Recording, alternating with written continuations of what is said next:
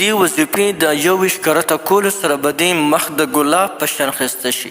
او لکه د 14مې شپې د سپوږمۍ په رنګ به ځلیږي. زما عزتمندو نن درته ویزا بتشتم جبارین داسې یو وظیفه ده او دا د قرآن مجید آیات دی. که دا آیات مبارک وظیفه یو انسان 21 پیرې وکړي او په کم کریمو باندې دم کړي یا په کمو اوبو باندې دم کړي او هغه اوبه استعمال کړي یا چې دی هغه کریم استعمال کړي، الله جل شانه به د دې انسان په حسن کې ډېره زیاته اضافه وکړي. مخ به الله جل شانه ډېر زیات ښایسته کړي، دا خوبصورت انتها به په ده باندې وشي. په څنګه طریقې سره به دا دمو تعداد خو معلوم دی 21 کرته دی، خو طریقه به درته ښیم چې په څنګه طریقې سره به دا تاسو وایئ په کم وخت کې به وایئ او په څنګه طریقې سره به تاسو دم اچوئ په دغه کریمو یا په د اوبو باندې هغه بیا په د خپل مخ باندې مږئ. زما عزتمندو الله جل جلاله په قرآن مجید کې د هر څیز دپاره شفا یې ښودله، د هر مرض دپاره پکې الله جل شانه شفا یې ښودله. په قرآن مجید کې د هرې مسلې حل شته، نو په هغې کې د دې مسلې حل هم شته دی که یو انسان هغه دغه د خوبصورتي هغه خراب شوي وي، یعنی هغه انتهایی بدرنګ وي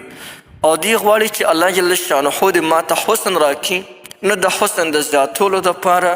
او که داسې غواړي چې زما مخ د ګلاب په شان شي، یعنی زما مخ د ګلابي شي، او که دا دې په زړه ارمان چې د سپوږمۍ رنګه زما مخ هغه ښایسته شي، نو د هغې دپاره تاسو دغه آیات مبارک وَإِذَا بَتَشْتُمْ جَبَّارِينَ آسان آیات دی. د دغې آیات ترجمه د دې آیات د وظیفه چې تاسو کله شروع وکړئ د دې فواید د دې رموز او د دې په اسرارو باندې به خپله بیا به تاسو پوه شئ. دا یو داسې زبردسته وظیفه ده. نو راځئ د وظیفې کولو طریقه درته ښیم. د وظیفې کولو طریقه دا ده چې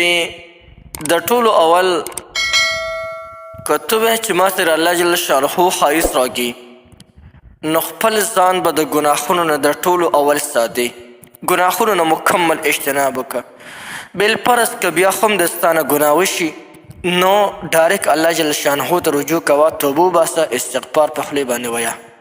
او دوباره د دغې کار د نه کولو په ښه اراده وکړه. دویم نمبر کې د اودس په حالت کې د قبلې په طرف باندې به کښېني او خفه او صلې سره فقلار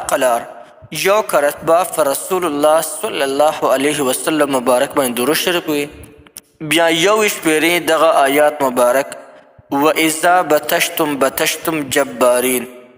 دغه آیات مبارک به ووایي، بیا به یو کرته په رسول الله صلی الله علیه وسلم مبارک باندې درود شریف وي، بیا به کریم راواخلي یا به ساده اوبه راواخلي، صفا اوبه، او دا به په دغې اوبو باندې دم کړي یا به دا په دې دغه کریم به باندې دم کړي. خو چې کله دم اچوي شوف اچوي یا کف اچوي،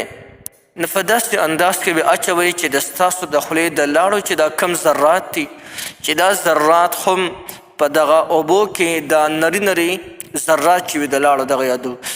نو دا چې په دې اوبو کې ورپروزي یا په دې کریم باندې ورپروزي، یو هفته مسلسل دا عمل کوئ،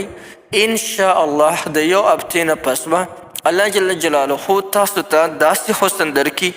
چې خلک به تا ته خیران پاتې شي. هر سړی به تا ته وایي چې د دې مخ سره د څه وکړل، دا دومره ښایسته ولې شولې. نو محترمو ډېره زیاته زبردست او ډېره زیاته مفیده وظیفه مې درته وښوله. بالکل دا وظیفه تاسو کولی شئ. د دې وظیفې تاسو ټولو ته مکمل اجازه شته دی،